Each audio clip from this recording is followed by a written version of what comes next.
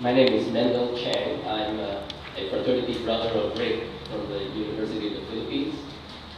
Although he finished school several years ahead of me, I had I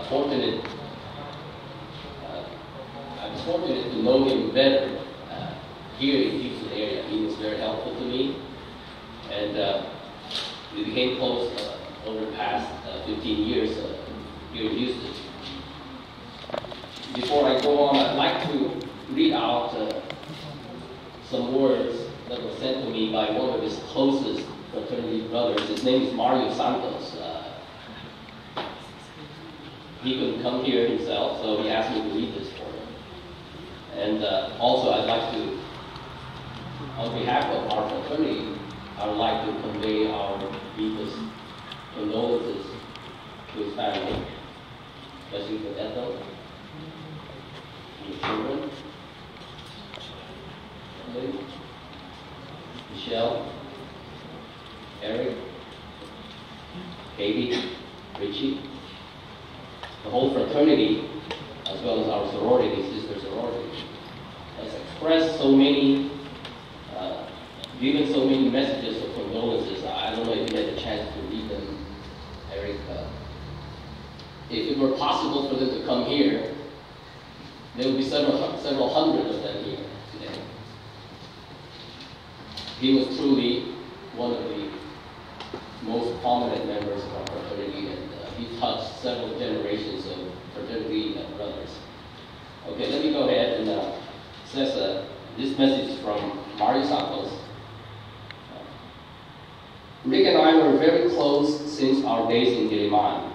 He was very active with the frat and was always ready to help, from rumbles to initiations and everywhere in between. After I graduated, he made sure I got a job at Engineering Equipment Incorporated in Makati. We found a way such that he would make a sales call from Baguio to Batangas, and I would do the product development side on the same trip. He drove a minivan that the brothers would always try to lift and move sideways so that he could not get out from the driveway. The curfew hours during the martial law days did not stop us from our evening escapades. We would come home at 4 o'clock in the morning, only to get ready for work the very next day. We were young, and in our minds, we were immortal. I will always cherish all those memories. As I read the emails from our e-group, it really shows that you have touched a lot of people in a very positive way. You embody the true ideals of the Epsilon Chi fraternity. You are a true Radian, a brother, and a friend. You will truly be missed. Mar Santos. Well, that's the official letter. Now let me tell you the rest of the story. But go ahead. Anyone young enough to remember who's that announcer? Paul Harvey. Maybe you're all too young for that. But anyway, he always says the rest of the story. Now, from what I read, I'd like to add a few tidbits. Mar, in this letter, said that Ric was involved in a lot of rumbles and all that. Well, the story went that we got into a fight with another rival fraternity, and they organized a fight, and Ric was one of them who volunteered. And as you can see from the pictures, in his younger days, he was probably as slightly built as Eric, but he was brave. He went up to the other guy, and by the way, I didn't see it. They were just telling me that. Okay? And legend has it that he punched the other guy into submission. The other guy was bigger than him, but he felt him, and so he was the Chuck Norris of our day. And of course, the number of opponents and the size of his opponents increased as we drank more beer. And in that letter also, Mar mentioned that they went and south and going until 4 o'clock in the morning. And of course, a lot of it are censored, and I cannot talk to you about it. We'll talk later if somebody wants to ask me now. All right?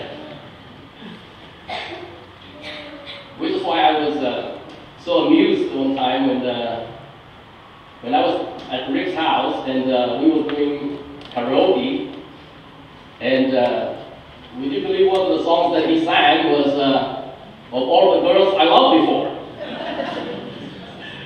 But he dedicated to Ethel, so I guess you're the number one forever in his mind and his heart.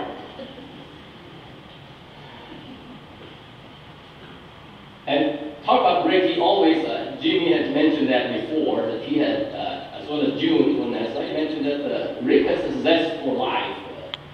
In fact, Eric told me that the night that he suffered a heart attack, when he was admitted, he was still talking about going back to the Philippines, going to Florida.